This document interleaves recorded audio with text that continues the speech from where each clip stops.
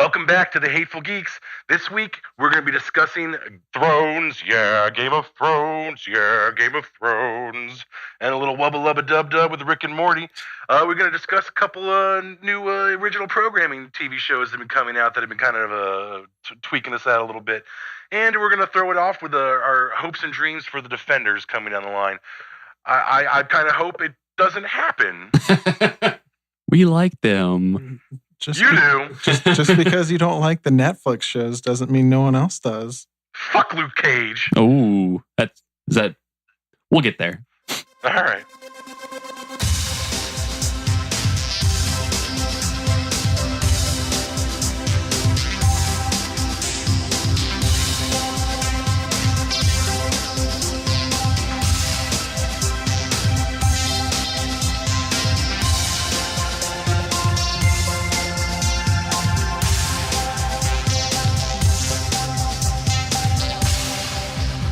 Welcome back again to the Hateful Geeks. I'm Phil. I'm Andy. This is Sweeney. And Tim.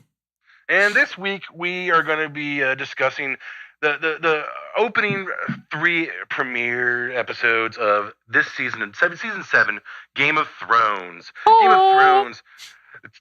Peter Dinklage and the ensemble of this great Tolkien-esque epic has been going on for a good 7 years. 30 if you've been reading the books, but some of us don't read. But now, aren't we beyond the books? I mean, we are well beyond so the books. far beyond the books. Yeah, so last season was beyond the books. So is what's-his-face still writing these? Yeah. I think George R. R. Martin actually maybe died a few years ago. I think so, and they too. don't Is he have an the balls to android tell now? the public.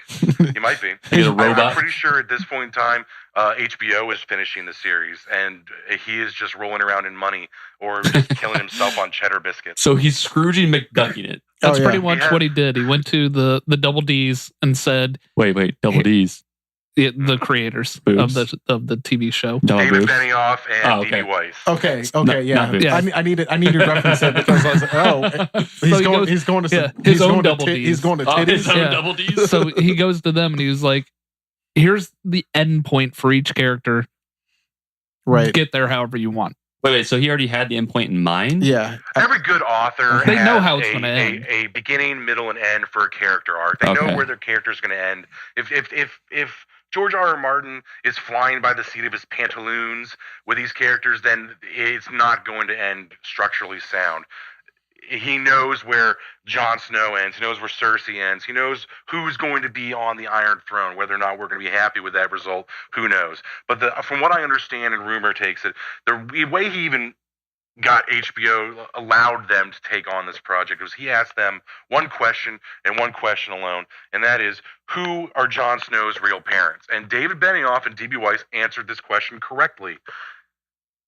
And then he let them make the show that we all know and love today. At least 30 million people know and love today. That makes me kind of sad because I really wanted Ned Stark to live. Yo, man, like you're bringing up feels that I felt like almost a decade ago. I know. I don't know to tell you. That was the episode that actually got me. That's what made me like sunk this. into the series was when Ned Stark. Nobody was off limits. No. Well, and it was that's like the cool thing about the character, though. He's introduced us to this like morally incorruptible man of honor in this world of like diabolical backstabbing and medieval politicizing. And he's like, by the way, now that you love my character, he's dead. Yes. Fuck you. And plus, they got Sean Bean. Yes, it's Sean Bean. We should have seen If it you've never coming. read a book, I don't care if you've never read the books. So a lot of people have only watched the show and they never read the books. I've done both, but knowing that Sean Bean was cast as Eddard Stark, you should have known off the bat he's going to die. Sean Bean does not die. I was talking to a friend of mine, like the shock of that happening, and my friend of mine just looks at me straight face and goes, "Oh yeah, I knew that in 1996 when book 1 came out." Yeah, and plus, like Phil's right, it's Sean Bean. Sean Bean. Right. I don't think he's ever lived in any movie. No. He just dies. He dies Sean for Bean? 2 minutes of Equilibrium. Right, which is a great show. I love Equilibrium. I haven't seen that Movie, yet, actually. show. I don't know. Maybe I Same think I turned difference. like 90 there. It's a great show. All right, Same difference. ADD kids. We're going to back on track. We're All right. talking Game of Thrones. Season 7, finally here. Had to wait a little bit longer. Usually it's just a year. It starts early summer. We had to wait till the end of July for this show, this season. Mhm. obviously, winter has come in Westeros, and Westeros is like that weird world where the seasons don't really work the way that we know in the real world. Like a season can last years. Winter or summer, for that matter, could last. Like for example, in the current setting, summer has lasted like almost 7 or 8 years. It's one of the longest summers in noble. I was going to say, I think it's the longest summer they've ever had. In recent memory, in the last 100 years of Westeros, it's the longest summer they've had. And knowing that, winter will be just as long, if not longer. Right. And do they ever address what causes the winter? Is it the White Walkers that actually cause winter to come, or is it just the seasons? There is absolutely no explanation. You could either blame it on the planet that they're on being in some kind of weird. Because we're no flat earthers here, all right? Westeros is a sphere, and it is rotating in whatever universe space it is. It could be on some kind of weird tilted axis. It could be on some weird rotation of its sun. Who the fuck knows? Right. So at this point, yes, Westeros, it could be magical. It could be the White Walkers who are bringing the winter with them, but that really wouldn't explain why summer and fall and spring last so fucking long. Like, those are three separate seasons. And we're talking like 15, almost 20 years to get through those seasons. So right now, it's official. Winter is here. The White Ravens have been born, and it is winter across all of Westeros, and the White Walkers are marching on the wall. So, well, I want you guys to kick off the season. What your expectations, and then what actually happened. What was it? What you thought would happen, or where we are right now? Yeah. So we'll try to keep it spoilerish free. So if you haven't started, don't worry. But whoa! I'm sorry. It's been 7 years, and half the world is constantly talking about Game of Thrones. Half my fucking wardrobe is Game of Thrones t-shirts. If you haven't seen at least up to season 5 or 6, that's what we're saying. We're talking about just this season. If you let Andy complete a thought, I think he was saying he was going to say this season. Yeah. So for this season, if you've seen the trailers or you even have any recollection of how last season ended, Jon Snow and Daenerys meet. So far, that's pretty much been one of the biggest things in it, and it does not disappoint. And how do you feel about Jon Snow being a zombie? No, first of all, he's not a zombie. Let's get our definitions straight here. There are the whites, which is WIGHT. The whites are the animated corpses that serve the White Walkers. They're not zombies because they're magically, and they can use weapons, and they don't make more zombies. Only White Walkers can raise them. So they're whites. Jon Snow is literally just resurrected. He's not a zombie. He is brought back to life legitimately. So do you believe in this flame god that did Lord of Light? The Lord of Light, or is it do you think it's just really witchcraft? I believe that the White Walkers serve, because I've read the books, so I understand the source of their power. The White Walkers are a remnant of what's called the Great Other, which is sort of like the religious enemy of R'hllor, the Lord of Light. One is a god of ice and death, and one is a god of fire and life. Now, how good either of these beings are is completely up for debate. Obviously, we've seen some fucked up shit happen with the red priests and priestess and the sacrifices and screwed up blood magic they do.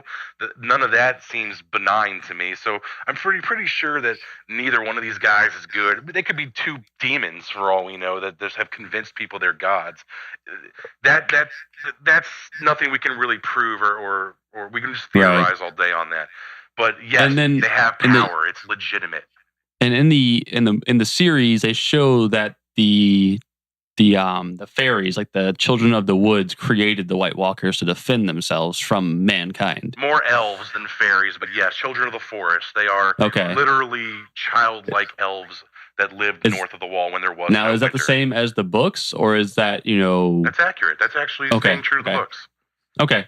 I was just curious because you mentioned something about the remnants of the old gods kind of thing. I just was curious about if it was like they showed, when they jabbed the dragon glass into the person. Well, that's the thing. Like religion in Westeros has taken so many forms. I mean, we have the religion of the Seven, which is retarded. Let's just get that out of the way. Religion of the Seven everyone's like, that's the current socially acceptable religion. And then you got like the people of the North and the Starks were big on the old gods where they worship like at the trees, the weirwood trees with the faces.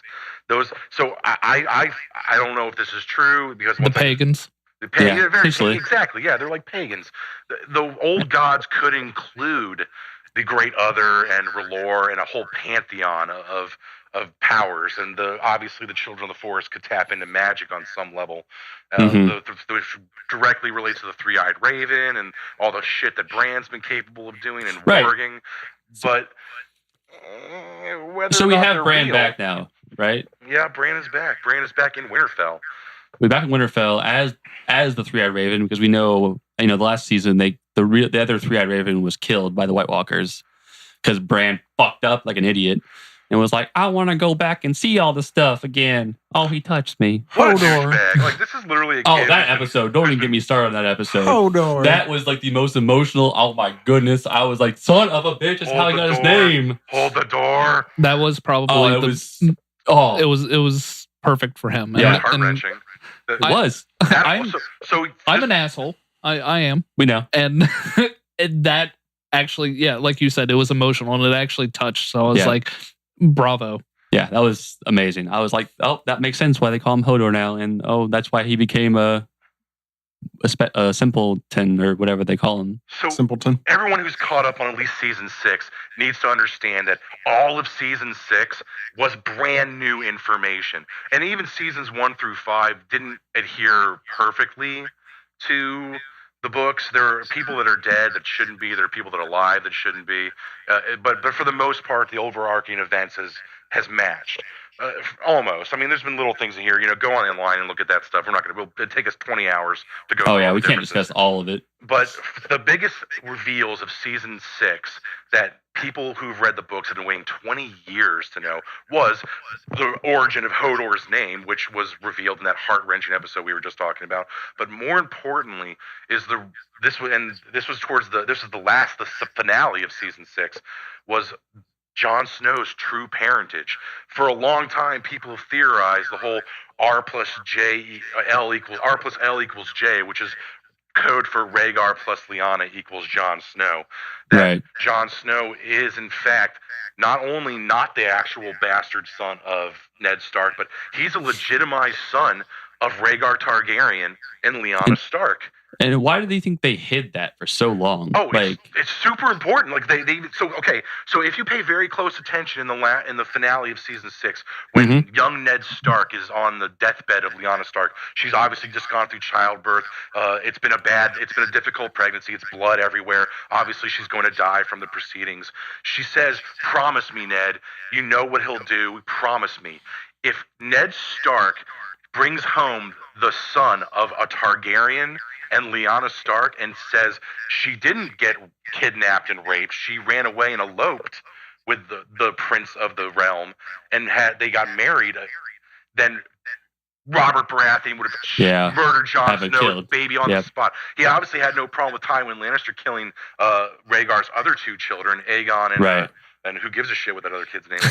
The other one doesn't matter. These are children like Baratheon. He was pissed. He wanted all Targaryens dead, and the only way to keep a promise was to lie for 20 years. Right. This is a lie they've been just carrying on forever, and it makes sense because everyone, the Mad King, no one liked his family. They wanted them all, killed, all executed. Everyone, the whole family line gone. So I don't know the answer to this, but is Jon Snow essentially like Daenerys and he can't be burned and he can't be...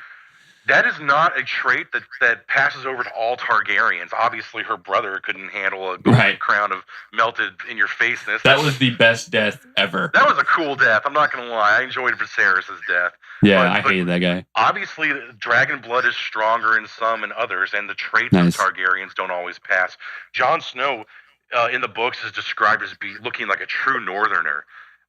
So obviously, the blood of the Northmen is stronger in him than the Targaryen blood. Or, who knows, maybe the magic of Targaryen dragon blood enhanced the magic of being related to the First Men. And the First Men are what most Northerners are descended from, but the Starks can directly trace their lineage to.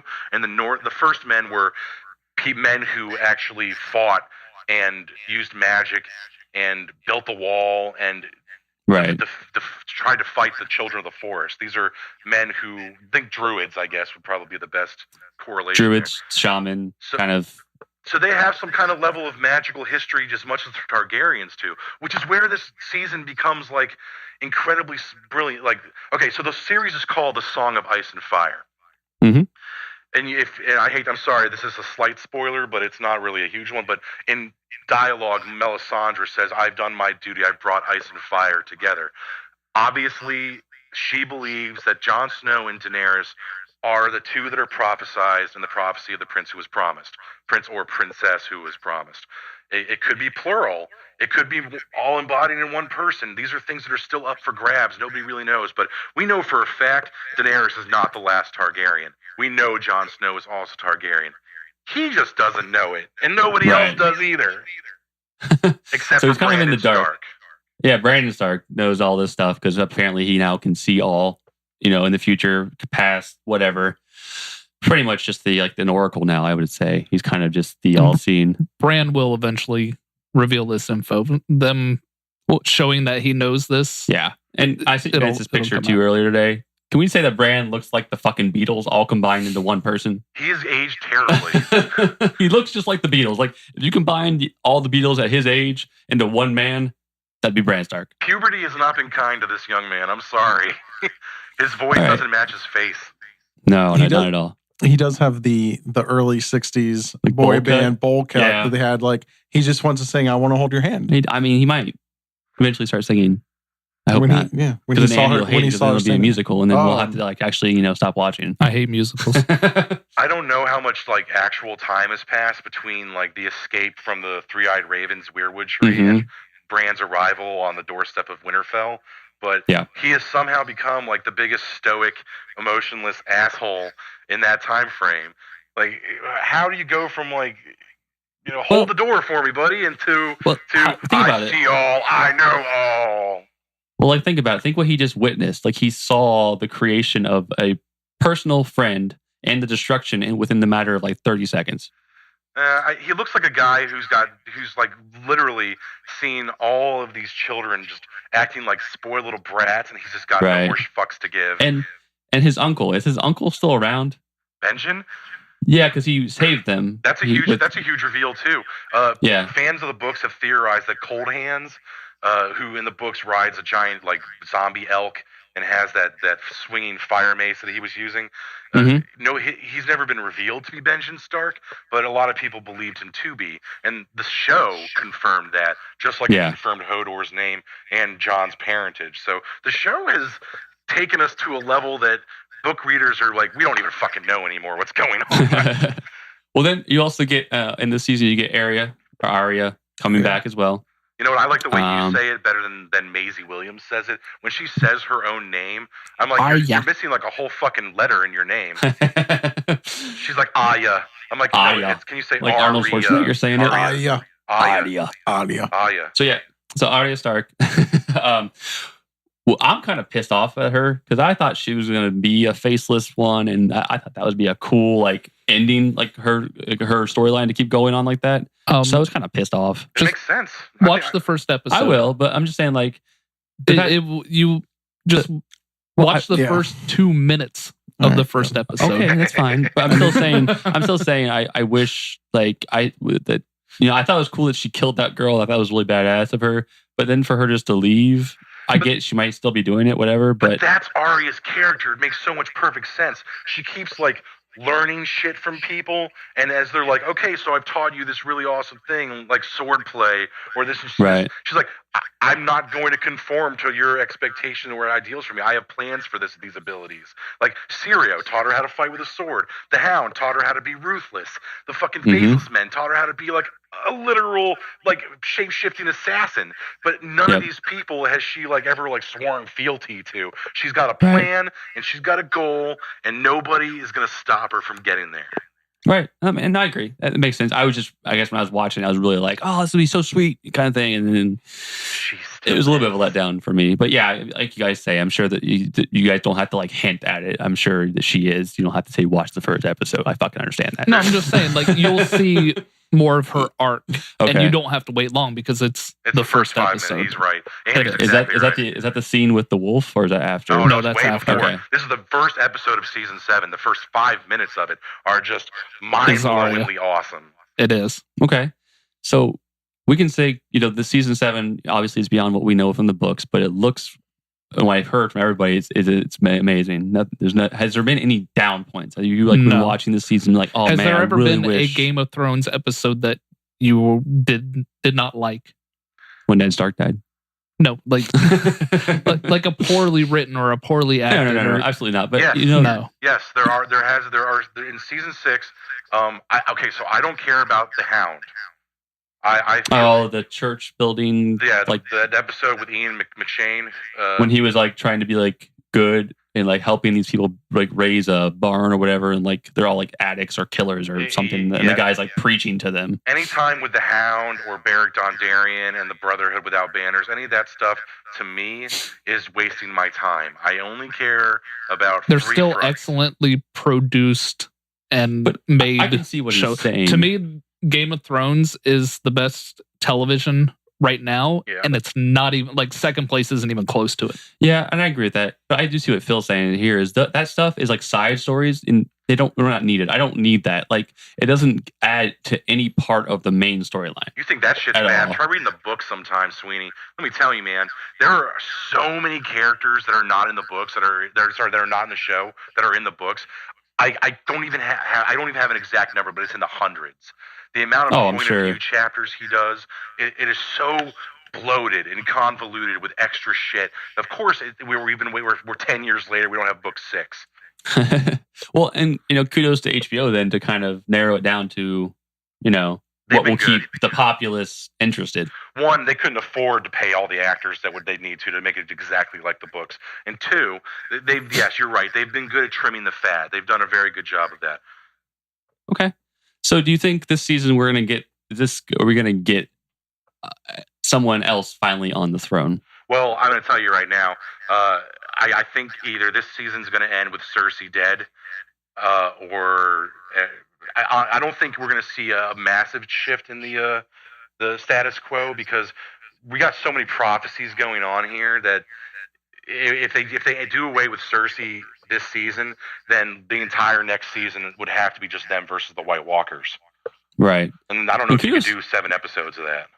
Right. And kudos to Cersei for surviving this long. Like, that woman is like just like a cockroach. You just can't get rid of her. Okay, well, you just said yourself. What's your least favorite episode? You hate when Ned Stark dies. Oh, yeah. Everybody hated when Ned Stark died. So if they kill the person directly responsible for that before the end, why do I care anymore, Right. Exactly. I mean, I can see that, yeah. You could let Cersei live on and start all of her little problems, and then she has to suffer through a lot of them, like when she decided to make the religious sect. I mean, there's one thing that you get from the show. Do not cross Cersei. She has proven time and time again that she is always one step ahead. Well, that and everyone else. Don't cross Daenerys either, because I'd be more scared about Cersei, dude. Yeah, Cersei is more proven that she is like a fucking Picasso of revenge. Oh yeah, and she's more tactical.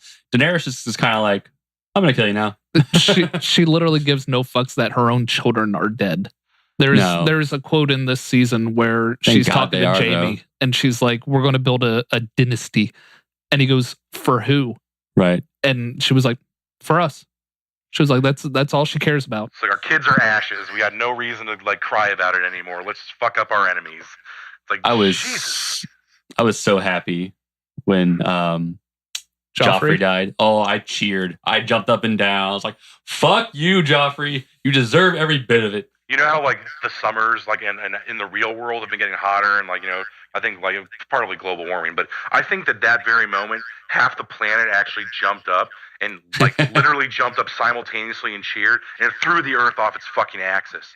And I would not be surprised. All the crazy shit's going on right now, but yeah, no, So one of the things that they've kind of glossed over in the TV series, which is really important, if you remember from last season, Cersei, as a child, went to visit a witch in the woods.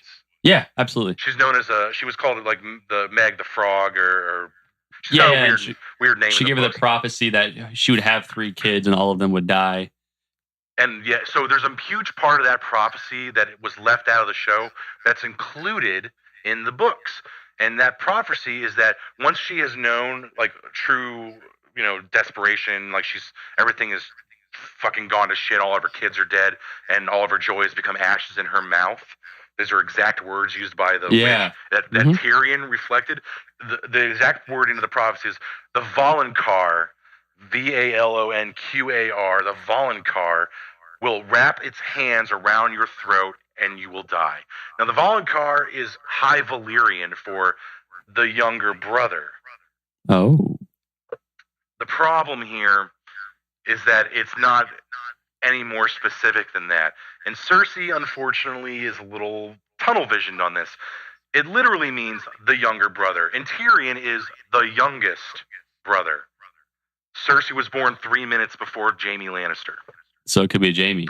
Jaime could also be the Valonqar, but she's never once in her life possibly entertained the idea that Jaime could be the Valonqar. So she's, bastardized and demonized Tyrion his whole life because one, he killed her mother during childbirth, and 2, he's a dwarf, and 3, she's been told that the younger brother will kill her someday.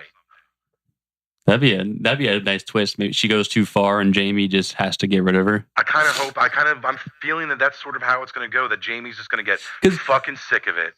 Jaime's always kind of had he's obviously has his own issues and stuff. Obviously he's fucking his sister, which is weird enough. But he always has that little glimpse of he knows better. Like he knows something's not quite. He always has that little bit of honor still left in him.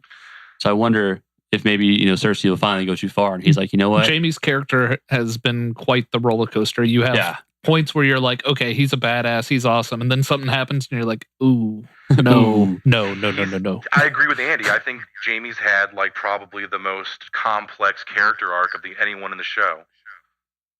Yeah, so I'd say him and Stannis. Stannis, yes. Stannis. At one point I was like, you know what? I could get behind Stannis. Stannis has a rightful claim. And then when he burned his own daughter at the stake, it was like, well, you're shit to me. Yeah. Well, he just got power hungry. He got blinded. He was willing to do anything for the throne. Yeah. And he just got that, I don't know, you don't know if we're going to call it bloodlust or whatever, but man, he just... Now is he actually dead? Oh yeah, religious zealot, he could do whatever. And plus, his daughter was... Story. Actually, in the books, he's alive still. And I was going to say, Game of Thrones, the TV show, they've never had any qualms of showing a death on screen. Yeah, they didn't show that one. His is one of the only ones that they've actually panned away from, and you don't see him die. Which is weird. And he kind of went out like a bitch. It wasn't even like a... He was just sitting against a tree. Yeah. And we really didn't even see the whole battle. Obviously, we know they got destroyed and devastated. But he was just kind of there. Although he did kind of take out the 3 people by himself beforehand. I don't feel like Brienne of Tarth would lie about killing the Stannis Baratheon and something that she's wanted to do since she's shown up on screen. I think if she says she killed Stannis, she killed Stannis. Oh yeah, I think he's dead for sure. In the books, he's still alive and kicking. But then again, the Battle of the Bastards hasn't even taken place in the books yet. So who the fuck knows? Who the fuck knows? Yeah, George R. R. Martin knows. Bastards. I was really hoping for the Battle of the Bastards that they would get off their horses and just settle it one-on-one. I was like, oh, please. Do it. And because John said that for us. He was like, let's just settle this one-on-one. And everyone else was like, yeah! And Ramsay's like, no, I'm such a dick. I'm not only am I going to shit on what John's saying, I'm going to shit on what the fans want too. That's how meta Ramsay Bolton is as a villain. He fucking shits on everything you love. Almost as Joffrey did. Props to that actor. For playing like that? Everyone hated him. And he was in this show on Hulu. And shit, I forget the name of it. It's about these random people that get superpowers. Misfits, yes.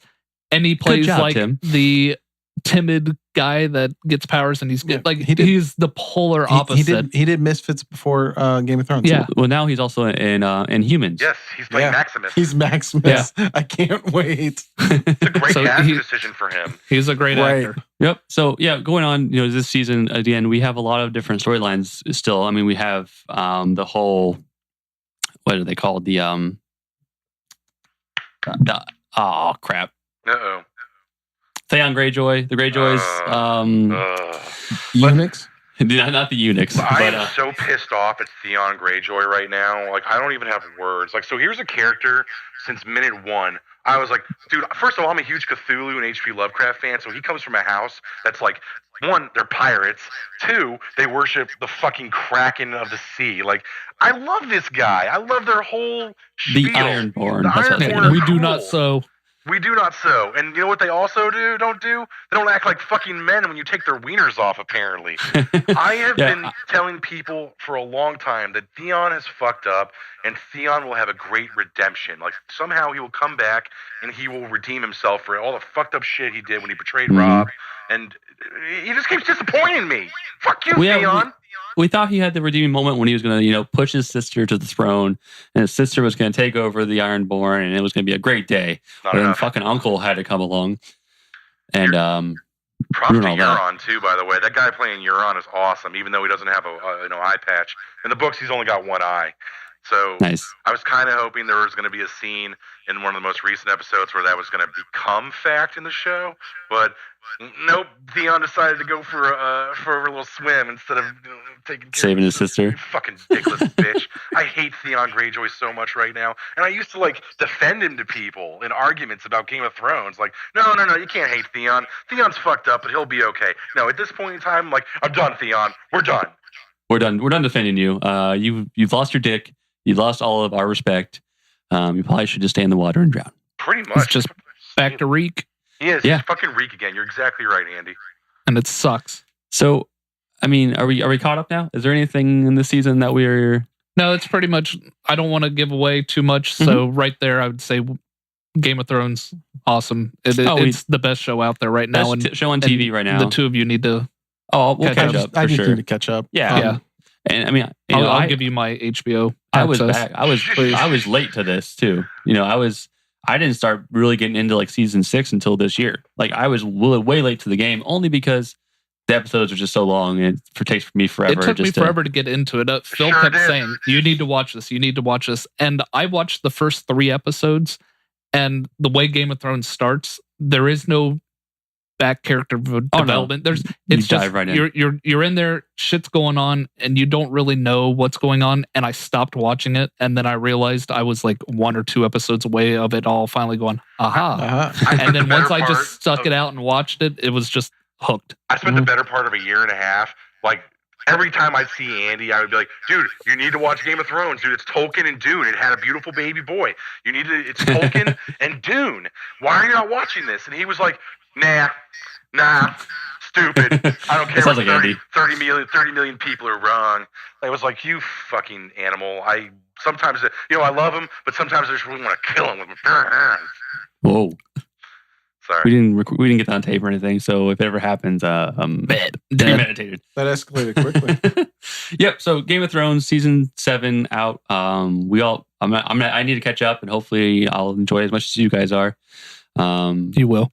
Most of us here are huge Thrones fans at this point. Absolutely. So if any of our listeners are listening right now and they want to hear more about Thrones, you want to hear more of our discussion about episodes as they come out, just comment on our Facebook and our Instagram. Let us know, and we'll keep talking about Thrones as the seasons progress. Gladly, we'll keep on going with this thing. All right. So next, we're going to stay with the TV theme here. Another season just premiered on Sunday. Let's get Rick and Morty, y'all. I'm gonna get swifty and shit on the floor. And I heard from one of us that they didn't really like it. Which one of you fucks was it? Not me. Andy? Rhymes with candy. Oh, I didn't dislike it. I was just kind of like, okay. And did you just meh Rick and Morty? Yeah, there was parts that enjoyed. Right. I did love the Thunderdome scene. I like the big giant muscle memory arm. Before we continue, let's preface here. We are not talking about the season 3 premiere, which was Rick Shank Redemption, which was him. That one was awesome. Yeah, that was him escaping from the Confederation prison and Szechuan sauce. That premiered April 1st. That was a teaser. We're talking about season 3, episode 2, which is what Andy is mehing. Yeah. It was okay. I will give it this. The only complaint I had about the episode is they focused too much on the Mad Max Fury Road theme. That was just like it took over the entirety of the episode, and I like that they go to different parallel universes like multiple times in an episode. This was just, I get it. There's fucking mutants. I get it. You guys really like Fury Road, and don't get me wrong. The jokes they threw were great. The giant arm of Morty just murdering everybody and him forming a relationship with the mutant arm. That was hilarious. Wasn't he like crying? Like when he was like murdering people? Crying about his dad. The whole episode is him and Summer coming to terms with Beth and Jerry getting a divorce. I feel like that's like, you know, what I would be doing if I ever turned to a serial killer.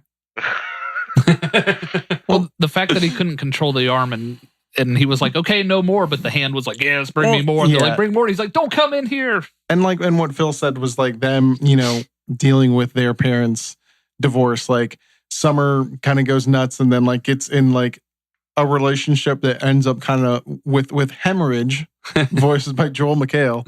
Almost in the same, it mirrors the relationship between Beth and Jerry. And then, you know, like Rick having the monster arm that, come here, more. So it's almost like an Ash and the Evil Dead kind of like hand goes crazy. A little bit. He injects him with like muscle memory, quote unquote. So some pseudoscience shit that basically like gives him the memories of a giant arm that he saw, and the arm apparently had a pretty, you know, terrible past. Watch his family die at the hands of these mutant bikers, and goes on a murder spree. And that aside, Morty, I think, was able to come to grips a little bit more with the divorce better than Summer would. Morty's problem, obviously, is that he sees his father, Jerry, as this inept, just weak-willed, spineless asshole who just doesn't know what he wants out of life. And he just is sick of him and his mother, like, just torturing each other. Like, it harkens back to that episode where they went to marriage counseling in space, and like Beth's inner version of herself is like a giant indestructible alien queen hell-bent on universal destruction, and Jerry's inner is like a spineless worm. Sounds about right. That every time he's yelled at, he just puts up his butt like, like they're codependent. Butt stuff. Oh my god, I love this show so much. It's so good. This is a show that's so irreverent, but at the same time so brilliant. They use all kinds of like metaphysical and philosophical ideas and just do dick and fart jokes. Like I think it's becoming like not only like one of the best animated shows, but like sci-fi shows. Yeah, and it was on your list of like top. Oh, I love Rick and Morty. Like I heard Dan Harmon's name on it, and I'm like, yep, sold. Because I'm a huge Community fan. Yeah, I love Community. Community's hysterical. I don't think that Rick and Morty has ever had an episode that I didn't love. There have been some that have been like slower than others, but they're all good. I've rewatched seasons 1 and 2 like 6 times. Right. And I mean, like it actually, like, I never thought that like I'd watch a show and get like a little bit emotional about certain stuff with a show that has a character called Mr. Poopy Butthole. I love Mr. Poopy Butthole, and Mr. Poopy Butthole got a raw deal. There's an episode in the second season where you kind of see that Rick has had a love from like another dimension. I think it's autoerotic assimilation. It is autoerotic assimilation. It's Unity. That sounds like Unity. a great. Yeah, and like they, like she can't be with him because like they love each other, but she can't be with him because she knows how he is and she just can't accept it. It's because of how they both are together. Like they bring out the worst in each other, and it just keeps feeding into itself. This is a show that deals with really serious, real life problems that people have, and they just make it like presented in this light-hearted and And like the episode ends with just Rick just drinking himself to, Well, that's all he always is. Right. But like even more, he almost kills himself. Yeah. Like he thinks about suicide with like a laser and then literally moves his head at the last second. Yeah. He literally passes out from being too drunk to kill himself. Oh, that's a dark fucking thing, man. This show is dark sometimes. But it's so brilliant. Like, you gotta understand, like, this is a show that has captured the hearts of like of the jaded and the cynical of us. I mean, for Christ's sake, my best man at my wedding, Noah, I got him a flask that says "Wubba Lubba Dub Dub" on it, which the translation is "Help me, I am in great pain." Yeah, well, that is the translation. Oh, Rick and Morty. Oh, it's great. And then person. And like next, the trailer for next week's episode is he turns himself into a pickle just for fun. Pickle Rick. Pickle Rick. Is that with the Pickle Rick when he's flying out of the toilet? No, like he is it? Yeah, with the cyborg arms. It's Pickle Rick. Yeah, in the preview of the Pickle Rick, he puts on like this suit. I haven't seen that flying out of like the toilet. It looks like the only rat parts. Yeah. Oh god, the only thing I've seen is that where like Morty finds him on like a bench. He's like, "Don't question. I just want to do this." Right. No, like, he puts on like this like rat suit. I haven't seen that one. Like, oh man, jettisons out of the toilet. He goes on some weird Pickle Rick adventure by himself, and it looks like it's going to be great. Oh, fantastic! But so yes, another Hateful Geek approved. I want to go around the table. I want to know everyone's favorite Rick and Morty episode. Andy, of all the episodes you have seen, what's your favorite Rick and Morty episode? Probably by far is the I don't know the name of it, but it's the one where the big giant space heads come and they're doing a reality. Yeah, I mean, Get Swifty. You got Ice-T in it. A water tea. They're like judging the planets. Like it's like an ultimate. It's a reality show. Kind of like The Voice. They get voted off and their planet gets destroyed. So the government tags Rick and Morty to come up with the music that's going to save the planet, and Get Swifty is one of the greatest songs ever made. Yeah, cool. Sweeney, what's your floor? Oh, I like that one a lot. That's a really good one for me. The other one when it's it's like a party at their house and everyone's there and they find what's his face in the garage. Rixie Business. Yeah, Rixie Business. Yes. When he's like I don't know what that little character's name is. I forget, but it's like he's masturbating in the Squanchy. Yes. Hey man, can I squanch in here? Can I squanch here? Like that episode was just hysterical. Well, Tim, what's your favorite Rick and Morty episode? Mine might be a tie between. You get one. Oh man, this is hard. Pick, choose. The other will die. Rixty Minutes. Rixty Minutes is so good. Well, remind me of the Rixty Minutes. Did you just have to make like a Sophie's choice of because Rick and Morty episodes? It was Rixty Minutes, which is the one where it's the first one where Rick plugs in the TV and it's like interdimensional and they're getting interdimensional cable. Oh yeah, 5 crapples. Yeah. I remember that. Or the guy like personal space and just rips off his skin. Interdimensional cable. Part 1. I got you, Rick. So that was 60 minutes. Awesome. And then the other one is the Rick Must Be Crazy. No, you got one. You Sophie's choice. The other one's dead forever. Too bad. By Stephen Colbert. Sophie's choice. My personal favorite was season 3's premiere, Rick Shank Redemption. Nathan Fillion as the bug interrogator, and Nathan Fillion doing his impression of Rick, doing an impression that episode was brilliant. And I don't know why, but fucking marketing works. I need Szechuan sauce. I need McDonald's Szechuan sauce. It was yesterday or Sunday. The guy Justin Roiland, who does the voice of Rick and Morty, just put a picture of like a half-gallon jug of the McDonald's sent him of the Szechuan sauce. Yep. He's just holding it like murr. Yeah. He got the sauce, but none of us got any sauce. Riot. They'll do it next year. They're doing a live-action Mulan that's coming out next year. We'll get it. Well, it better be the same formula, because if they change the Szechuan sauce, I'm gonna have a problem. I don't know if my taste buds. I don't know if my taste buds will remember 19 years ago. I think literally the cells in your body that change every 7 years, you won't even remember what it. Yeah, you literally would. It might not even taste the same. No, it wouldn't. Anyway, so this is season 3, Rick and Morty. From what I understand, the show's future is kind of up in the air right now. Dan Harmon and Justin Roiland have been feuding behind the scenes. I haven't heard that. The only thing I heard was the like the 2-hour wait that we've had between 2 and 3 was because the writers couldn't figure out where to take the season. Which is Dan and Justin. And Dan also went through a divorce. Those are always that fun. kind of like hit him pretty hard, which is why we saw the end of the end of the entire show, the Harmon Productions logo. It used to be him and his wife with their dogs, and now it's just him on the couch drinking with pizza boxes and the dogs. Oh man! Like I don't know how well obviously the Beth and Jerry divorce storyline is very close to home for him. But I think he is disagreeing with Justin on the direction of the show, and whether I'm worried that one's concerned they're selling out, but the rumor is that they're delaying because they can't agree on how to write it anymore. And if that happens, then this could be the last season of Rick and Morty.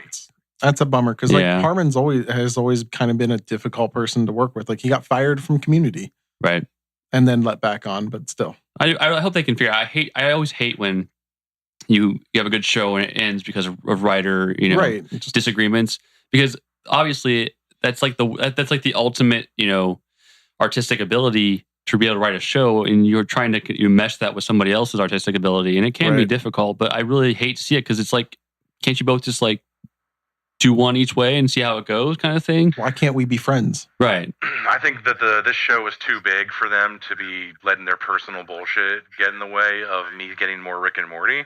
Right. And I'm gonna go very like me on this one. Like I don't give a shit what your fucking problems are, Dan and Justin. I want more Rick and Morty. Figure it out. Get all your shit. Get it. Your shit. All of it together. Put it in a box. I don't care. Take it to the shit store. Whatever. Sell it. I don't know. Just get your shit together. Figure it out. We need more Rick and Morty. End of story. Fucking Cronenbergs. Or at least not 2 years between seasons. Yeah, that's God damn it, man. Even Game of Thrones is like, we'll delay it 2 months. 2 months. And that's only because they know it's winter and they needed to be able to film a lot of their shit in the snow. And you can't do that in like late summer, early fall. Right. So they literally had to push back their shooting schedule, which is fine. I respect that. This is like, y'all acting like some children. Get your shit together. I don't want another Adult Swim cartoon where I have to wait years and years between seasons like Venture Brothers. And we haven't heard Andy talk in like a half hour. I think he fell asleep. Andy, you still there? Yeah, I'm here. Oh, okay. Are you sure? Because I haven't heard you. Yeah. No, so I can't. I like Rick and Morty. I just have not seen all of seasons 1 and 2 yet. So I've probably seen about 4 or 5 episodes. So I can't whisper sweet nothings in your ear? If you want to. Andrew. So remember how we talked about how it took me a long time to like get into Game of Thrones, and you fought me tooth and nail until you finally sat down and like realized it was good? Like you need to take a little bit of time and just marathon the shit out of some Rick and Morty, man. Just do it. Okay. I know he's over there making fucking facial expressions. Like, no, actually, his face is dead right now. He's just like staring at me. I'm pretty sure he's just like, I don't know if he's in like a coma from his food earlier or what. But man, he is just like. Bah. No, I just have to add it to a long list of other shows, which could segue into. You were off this week, so you need to get it under control. I'm gonna start. So today, taking Tim's advice, I started watching The Ozarks. Oh, good show on Netflix. It's so good. It's so good. Oh my God, this show's amazing. I'll admit I was reluctant because I was a big Breaking Bad fan, and all this show just reeked Breaking Bad ripoff. Oh, absolutely. To me. Yeah, no, it does. But I watched the pilot today, and I was incredibly impressed. That's literally how I'm describing it to people. Is like it's Breaking Bad starring Jason Bateman, and Jason Bateman directs it and produces it. So I mean, like, kudos to him. I didn't even know he could direct. Yeah, he is the youngest director of all time. He's 18 years old and directed a TV show he was on. Nice. So yeah, we get this show, and it is Breaking Bad a little bit, but it's money laundering. Yeah, instead of meth. And instead of Jason Bateman doing this out of necessity to pay for medical bills, he essentially just does it because he can. There's a bit of like he can, and then he's also kind of like saving his own ass and his family's ass. Eventually. Yeah, right. The reason he starts into it is because he's a numbers guy. Oh, right. Yeah, he's an accountant. He's doing it at first because he can. Yeah. And his partner, who's helped start his business, is this douchebag that just runs his mouth about everything. Your stereotypical hedge fund bro. Oh yeah. I mean, so yeah, they were both in on the money laundering. That goes without Absolutely. saying. But one of them tried to fuck over the drug dealers they were laundering money for. Right. And he done screwed up. And he got taken care of. You know what? I hope that I have enough problems that the day comes that I can liquidate my assets in 48 hours and have almost $8 million. Fucking Exactly. shit. Yeah. So yeah, he gets pretty much given an ultimatum. So it's kind of a spoiler alert if you guys haven't seen the show, but it's the premise of the story is he's trying to save his life and his family's life from this Mexican drug cartel who is pretty much laundering all of their money through him.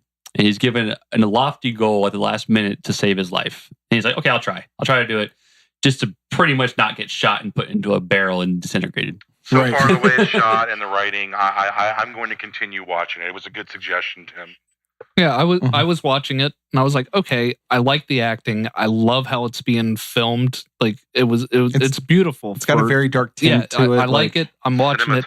And who's the cartel's name? I want to say Eli, but I don't think that's Del. Yeah. When they're like, why are you putting on this front? Like, you're better than this. And when he just fired into the bathroom and murdered that woman in there, like she was a civilian in all of this, I was just like, oh, I like this guy. He is not fucking around. Well, also, like I think my favorite part of the pilot is that the questions that he asked Jason Bateman about who's stealing money.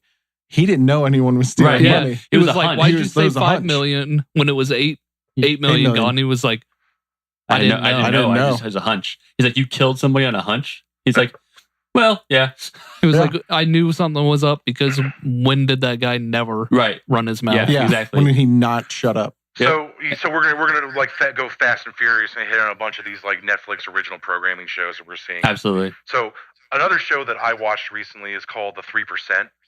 And it's produced by Netflix, but I don't think Netflix produces things in Portugal. So I'm here. This is a Portuguese show. It's on Netflix, but it's called The 3%. Good old futuristic dystopic future. Everyone, like 97% of like the remainder of humanity lives in these like ghetto slums. It's really shitty, and every year on their 21st birthdays, only 3% of the people are allowed to take the series of exams to go to the offshore, which is like a paradise. Yeah, and I'm not a big fan of having to read a show. It's dubbed. You can watch it dubbed if you want. Yeah. Yeah, but that's just me being a typical American white male. That's like, just give it to me. I don't want to read anything. I'm lazy. Misogynistic, cisgendered son of a bitch. Yeah. So I haven't watched this one yet, but I did. Once you mentioned it, I did go kind of look at the trailer, kind of see what it was about, and it's interesting because it looks like it reminds me of just like, I don't want to say Goonies, but like a band of misfit kids that aren't approved to go are fighting their way through. Kind of, sort of. So let me break this down for you. So the premise is, it's a group of people that have absolutely no relation to each other. There's a small rebellion on the onshore, if you want to call it, the slums, who are sick of the 3% having their way and like having all the best resources and living on the offshore. They're like, why can't all of us go there and live like semi good lives? It's very like haves versus have-nots. But the cool premise about this show, other than its contrived, dystopic, reverse island plotline, is the tests. The tests that these candidates have to go through are cool. They're like, I'm a big gamer. I love puzzles and I like games of this nature. So they have to go through like IQ tests, logic tests. They have to go through like building puzzle tests and like working as a team tests, and like how good are you at like not succumbing to hallucinogens tests. Like this is a series of tests, and people die through this examination. So it's like Hunger Games, but less overt killing. It's not so much everyone trying to kill each other. It's just like, if you fail the test, you're fucked, and you have to go live the rest of your life in the slums. And if you succeed, you get to go live in the offshore. Now there's huge reveals and like plot twists throughout the season, but for the most part, you're not really watching this show for its plot. The plot is, think of this like Survivor, but like in the future. Oh God, I hate Survivor. And with better games, like way better games. Like that's the cool thing about it is watching them like trick each other or use or work together to solve these like intricate problem solving. It's fun, and if you like that kind of sort of things, this is probably a good show you'd enjoy. And I'll give it a shot. I'm not holding any hope out. A lot of these foreign films or shows or series that I've watched, they have really good like acting and they have really good cinematography, but a lot of times, like you said, the plot just is lacking. And I don't know what causes that, but maybe it's just the fact that I had to focus on the wrong part. You know what I mean? Like I had to focus on reading or the dub, and it doesn't quite, hold my attention as well or something. I don't speak Portuguese, so I can tell you right now, I tried. And don't get me wrong, I'm a huge anime guy, so I have to watch things with subtitles. I tried giving this show a chance, listening to the actual Portuguese and the subtitles. I can't do it, man. Portuguese just does not sound pleasing to my ears. I don't know how else to describe that without sounding like a stuck-up asshole. We're American. It's fine. I had to put on the dubbing, and even then, the acting is not. This is not a selling point on this show. Okay, and that could just because of the language barrier. But this is really a show that you're watching because of the events that take place in it, and the plot isn't bad. But you some of the characters, you're like, holy shit! Like, are they going to make it, or what's going to happen? And season 2 is shaping up to be pretty interesting. Well, yeah, and like I said, we'll give it a shot.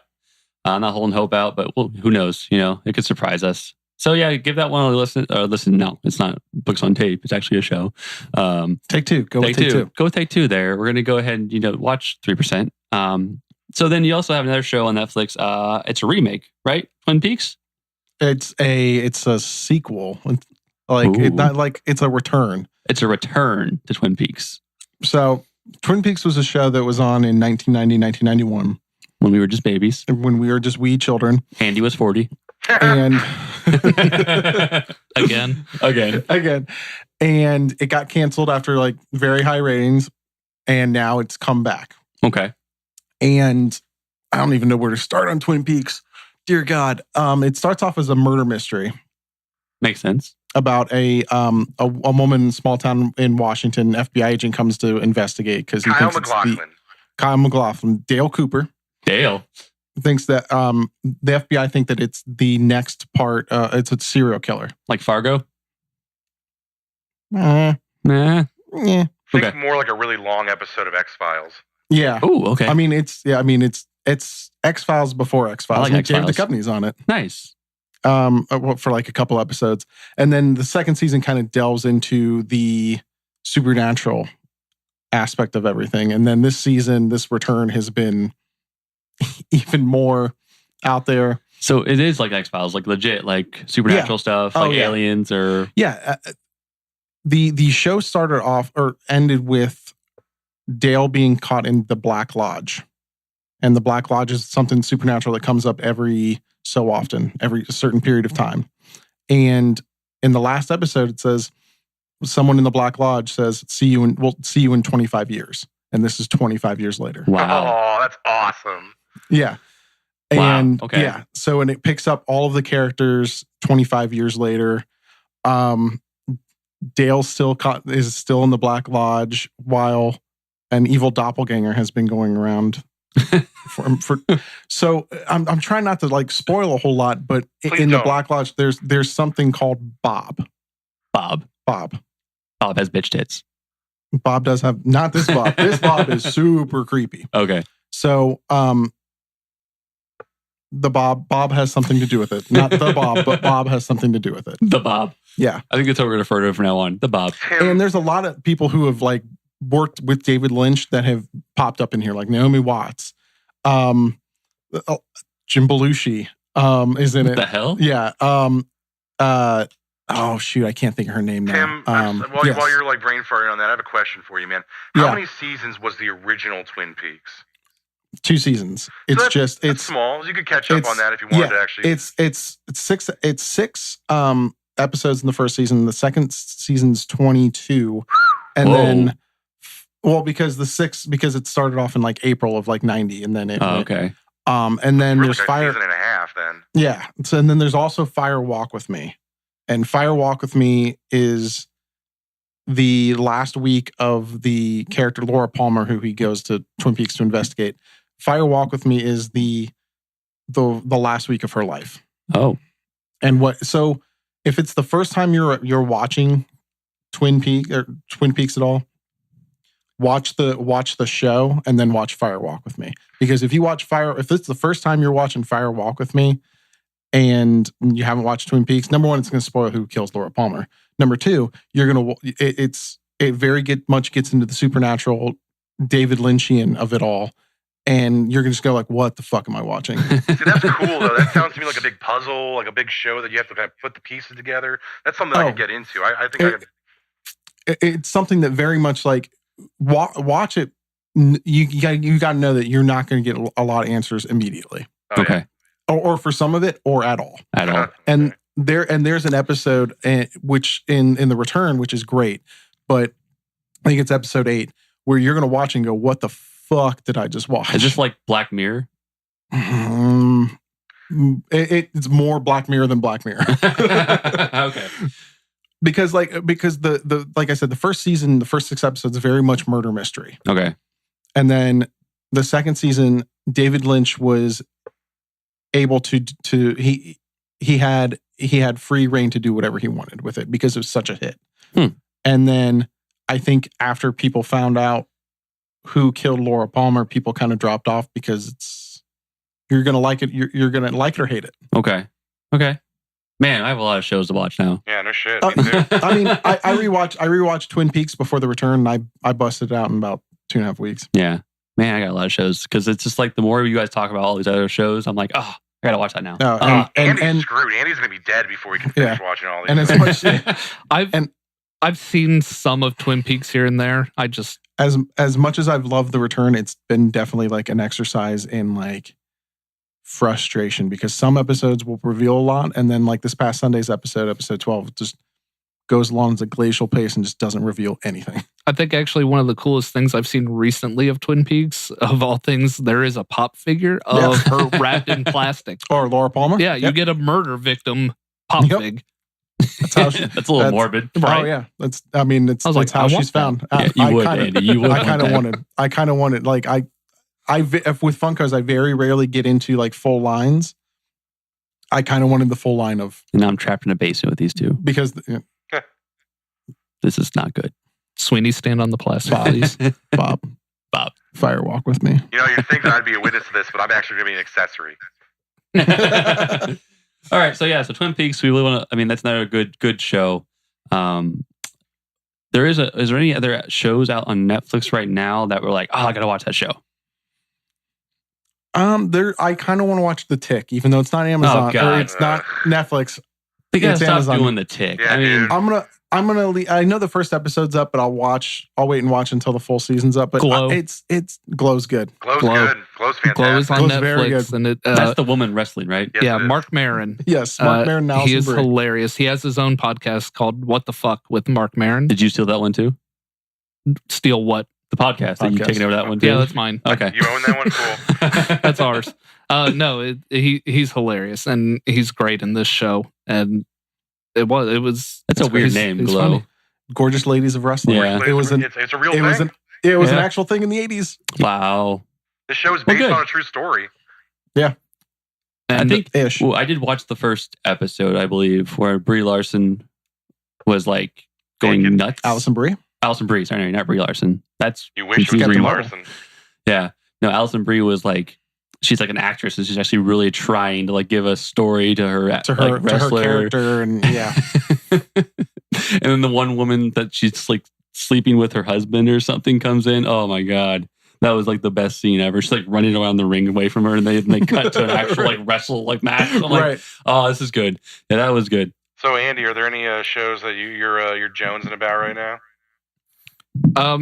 I actually wait and I watch The Flash on Netflix because I get so impatient. I don't want to wait week to week, so I wait for them to upload a season. Then I just marathon the shit Well, out you're of it. really But far that's- behind, but aren't that's- you? So season 3 is part now of the, on there. That's part of the fun. You What, got waiting? goddamn old man. No, I refuse to wait. I refuse for your goddamn commercials. I'm just going to Wow. wait for Netflix and You then are I like the marathon grumpy it. old man. Yeah, Like, get man. off my lawn. Slow down. This is a neighborhood. There are kids No, here. speed it So up. you just now Speed watched it up. Let me get Flash this. season 3. I haven't even started it yet. Oh my God. Are you shitting me? That's a whole other topic for another day because that's ridiculous that you have not watched The Flash. Oh my god, man! There's a lot of shit Mr. going on. I've been DC over moving. there. And Did you watch Arrow? I hate Arrow. I hate I Arrow. like too. Arrow. I hate Arrow. like Oh Arrow. man, I like I mean, it. it's had its ups and downs. Like, but I don't care about the Green Arrow. Like, yeah, he's a shitty hero. Cool. Robin Hood. But the show is good. It's an enjoyable show.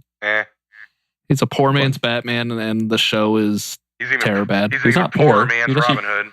He's rich. So you're excited for The Flash? Yeah, I Anything need to else? catch up on that. And How about anything relevant? I think we were asking is like, is there anything that's like new or like on the horizon or unique that you have watched? Like, did you check out 13 Reasons Why?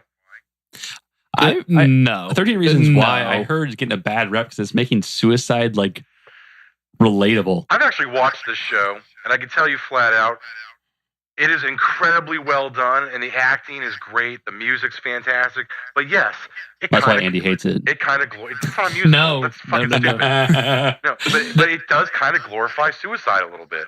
Yeah, so that's like my concern there is like, why are you making a show that glorifies this? It's based off a book. Yeah, but man, like that's, you got a lot of people, a lot of kids watching Netflix, Oh yeah. like teens that, you're a teenager, you have a lot of emotions going on.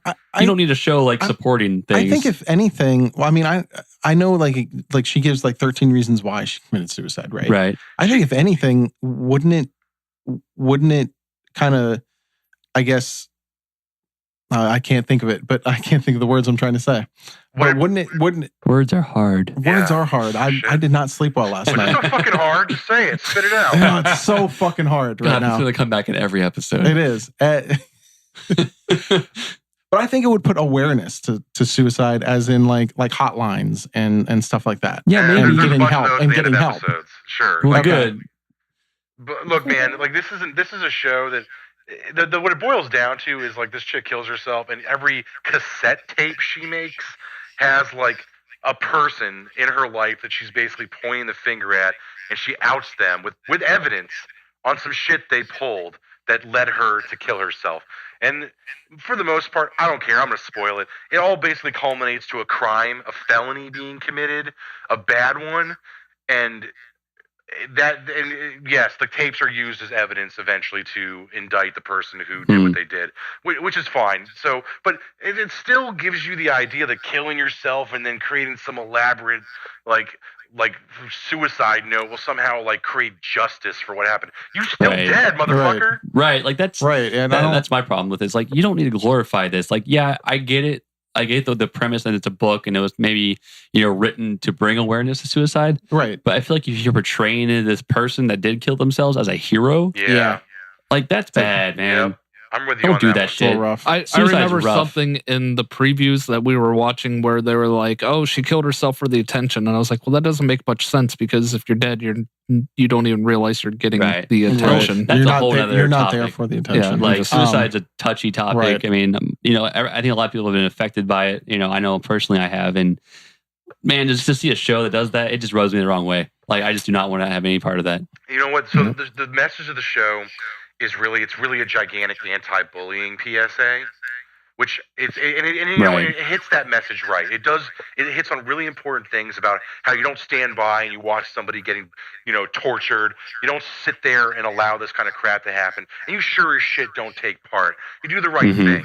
But the problem is the medium in which this girl who went through all these awful things, killing herself, is never the answer. It's not how you solve the problems.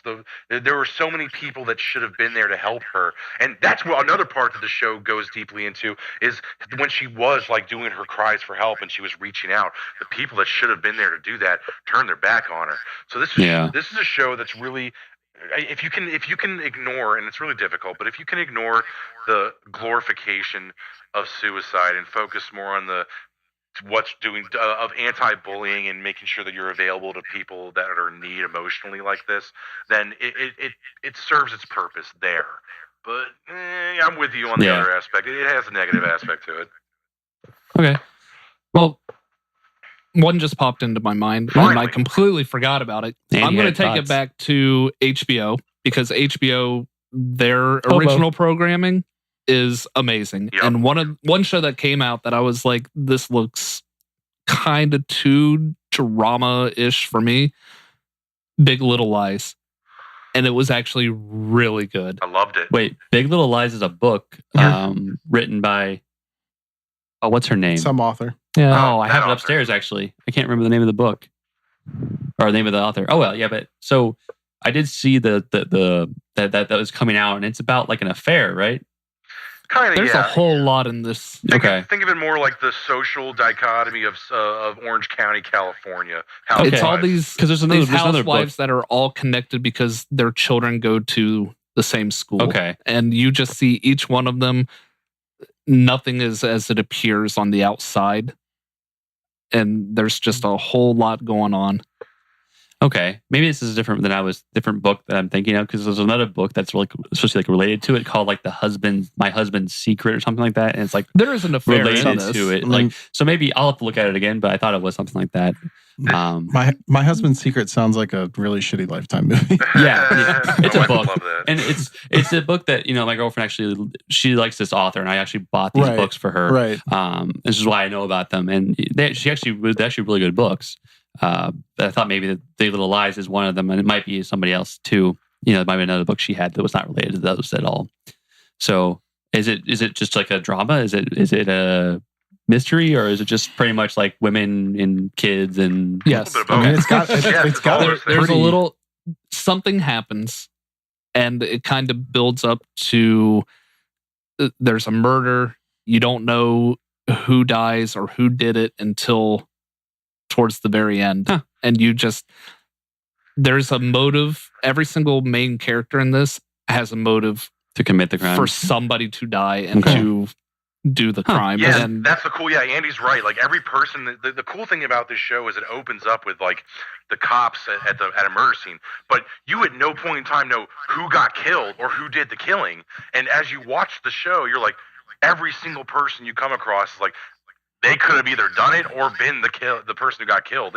And you're kind of like playing and it's all really it's weird, like the politics and the social aspect that go into being like a single, or not even a single, but like a housewife in Orange County, like the money and the backbiting and the drama, and the acting is so good in this, dude. Like Reese Witherspoon, who the fuck knew, man? And of course, Nicole Kidman. She is probably Laura the best part of the Dern. show. Laura Dern's great too. Oh, Laura Dern. That's who it is. Yeah, I have really good. watched Kelly was watching this. I did see. I see. So it. Laura, yeah, we all know Laura Dern, Jurassic Park. Yep. Like she was the actress I couldn't think of. Yeah. We're talking about Twin Peaks earlier. So she actually plays kind of the one you don't like, the bitch, that The alpha bitch. Yeah, and she does it so good. nice, very cool. You guys are just adding more shows yeah, to the list for everybody to watch. This is actually a short one. It It's is. only It was episodes. only six to eight. Yeah. Okay, cool. It was short. Very cool. So I think that kind of is what we And all good watch music. currently. Yeah, Like, music was awesome. That's what I'm currently watching. Andy, I want to emphasize what Andy just said. The music is one of the best things about this show. okay, cool. I always can appreciate a good soundtrack or good music, because if you can add good music to an already decent show, it just amps it up even more. So awesome. Yeah. So that's all the Netflix stuff we're watching, and even some on And HBO and other stuff, Showtime. and Amazon, I think was mentioned too. Showtime. And Showtime. So yeah, go out and watch these shows. Like Throw honestly, your like, lives away. Spend the rest of your binge. lives on your couches and watch television. Especially in the month and a half before the fall season TV Right. show. Listen Yeah. to us Fall and season watch 6. your shows. Just That's all you those got to do things. for the rest of your life. Mhm. And we got the Defenders kicking off the fall. Oh yeah, so we got the Defenders are coming up. You know, August 18th. August I think, 18th, right? I think. We're going to we've seen all the trailers. We've gotten all the stories from the whole time built up to us. Some of us don't like those stories, but we won't touch that again. Meh. Meh.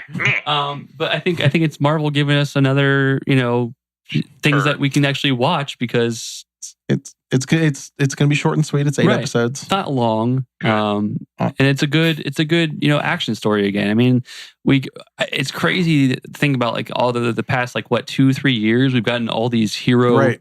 shows all of a sudden, and they've all been, like, not amazing, but they're all watchable. Uh, Right.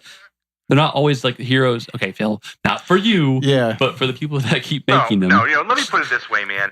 You're taking like 6 heroes. I don't even 5 or 6, whatever. You got like Jessica Jones, Iron Fist, Daredevil, Luke Cage, and am I missing anyone? Or is that everybody? No, you're not. That was it. The 4. So 3 out of 4 of these people, I don't give a fuck about. And their shows were almost unwatchable for me. So now you're going to give me another show that brings all these douchebags together so I can not care about another show that Netflix You're made. so wrong. Jessica Jones was Jessica Jones was so good. It was like Jessica Jones brought us one of the best villains that we've seen. I am familiar with the Jessica Jones verse. I am familiar with Alias. Okay. I've read the comic books, which are dark as fuck.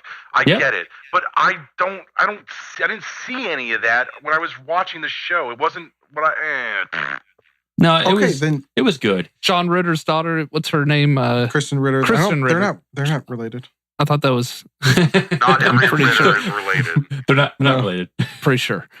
Look it up. Look it up. Anyways, she did an amazing job.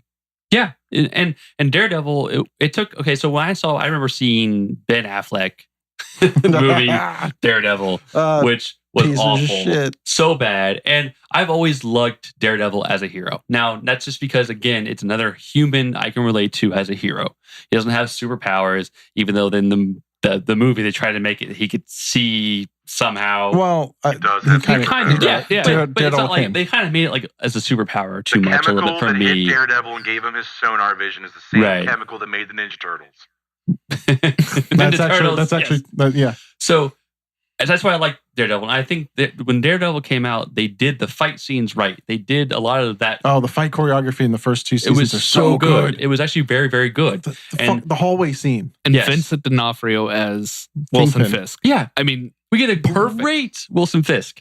So I like that one a lot. It's a great story. Yes, it's not like a character that maybe everybody loves or worries about or cares about like they do like out of Batman or, out of Iron Man or whoever the main, DC Marvel person you like.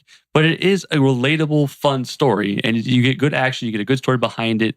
And then they're all tying it together. And now I can agree, Iron Fist was a pile of garbage. Iron Fist was not great. I don't know what fight choreography they got for that, but they fucked it up. Those are my 2 things. For their 8 episodes in the Defenders. Those are the 2 things that I want out of the Defenders is like make Iron Fist a better character, please, and use the fight choreography from Daredevil. Because whoever did that fight, like I'm gonna go fight a security guard at a mall or the office. Like stop it! Like this is Iron Fist. He's supposed to be a badass, and you kind of just on him. Right now, Luke Cage. I think Luke Cage was enjoyable, but Again, you're right. It's a character I don't care about. I'm into Luke Cage right now. I think I just watched episode 4, and I'm really liking it. It has that like. It's good. I enjoyed it. It just doesn't have as strong as a villain as like Daredevil. Right, and that's the problem. Is like he's fighting these things. But I like this villain. Right, he is. It's Mahershala Ali. Yeah, he's great. Awesome. Just won Best Actor. So this is why I liked the first season of Daredevil and maybe the first half of Daredevil season 2. Daredevil, the Kingpin is a great villain. Daredevil's a street hero. I get it. He's Hell's Kitchen only for some reason. God forbid you branch out and protect other people. Whatever. But I get that. I like parts of Daredevil. I was able to watch Daredevil. The rest of these people, I don't like their shows. I don't care about Luke Cage. He's the most self-centered, like despicable hero for hire that I've ever read in a Marvel comic. I do not care. You literally work for money. You are not a real hero. You're a dick. You're a dick. Jessica Jones, I get it, man. Your background is tragic. You went through some shit, girl. I'm with you on that one. I don't give a fuck either. I'm bored. Purple Man, get in your TARDIS and get out of here. Wait, no. When is Luke Cage? Luke Cage started in his show being. He's not for hire in the show. That's his role in the comics. Right, that's not the show at all. That's not Luke Cage then. Yeah, it is because they show him being incarcerated. They show how he went through this whole process of being, I'm not going to be that guy anymore. I'm actually why he's trying to clean up the street and be a good guy. And the only reason he actually starts being like, oh yeah, you're right. At the beginning, he didn't want to use his powers because he didn't want to get noticed. He just wanted to be a normal person. But then one of his mentors gets killed, and like any good hero, once your mentor gets killed, you kind of you're going to go take revenge, and you're going to start making sure that the streets are clean again and stuff like that. So it presents it in a whole different light. So you're telling me, I never read the Luke Cage comics. I could give a shit about Luke Cage so comics. You're telling me the only way they can make Luke Cage likable is to make him not Luke Cage? But they made a Luke Cage that's for now, not for whatever the comics were written. You can change stories. So you're hating on it, and you haven't seen it yet, and you rip on me for that. And you're hating on it for like stuff that was written in the 70s. I was bored. I turned it off. Yeah, and those comics were written in the 70s. Like it's not even relevant anymore. There are still modern Luke Cage comics. I mean, yeah, but the specifics you're talking about, how he was a hired gun. No, he still is. He's still a hero for hire. It is the name of his fucking team in the Marvel universe. They're heroes for hire. Him and fucking Iron Fist are like bros, and they sell their fucking abilities to the highest bidder to do heroics, quote unquote. Well, I would probably do that too. I mean, make some good money that way. I mean, I would too, but see. So I get where your pain point is here, but seriously, like, give it a shot a little bit further than the first episode. I mean, how many first episodes have you watched and thought, oh, this is crap, and then got through like 3, like, okay, this is okay? Game of Thrones. For you, yes. No, yeah. Game of Thrones hooked me on episode 1, and so does Ozark. So well, everybody's different. I mean, that's the thing is, and these heroes, they're Netflix series. You're not getting a movie. You're not going to sit down and watch a 3-hour movie about Luke Cage. You're watching 8 episodes. I would rather watch. Okay, so here's what it really boils down to, and I'll admit my own bias in this aspect. I don't give a shit about the heroes of Hell's Kitchen. I never have. I never will. They're the most boring aspect of the Marvel universe to me. If you want to give me a Marvel universe and give me TV shows about heroes, give me X-Men. Give me anybody. Give me the Brotherhood. Give me individuals from like their backstories from those characters. I'll watch those TV series about them. I don't care about Hell's Kitchen. I just don't. I'd rather see Kingpin against Spider-Man than Daredevil. Yeah, but I mean, we've already got Spider-Man everywhere else. Sure. It's giving us a new. Yeah, you're right. It's not going to be like an A-list hero. It's not going to happen. But it is going to be a nice B or C list, and you're going to have these other villains that can bring in for random things. Like you can bring in Kingpin because Kingpin is just a Hell's. I mean, he's really only like a New York villain. I mean, he really doesn't go outside of that. No, I know that, but he doesn't hang out just at Hell's Kitchen. Oh no, absolutely not.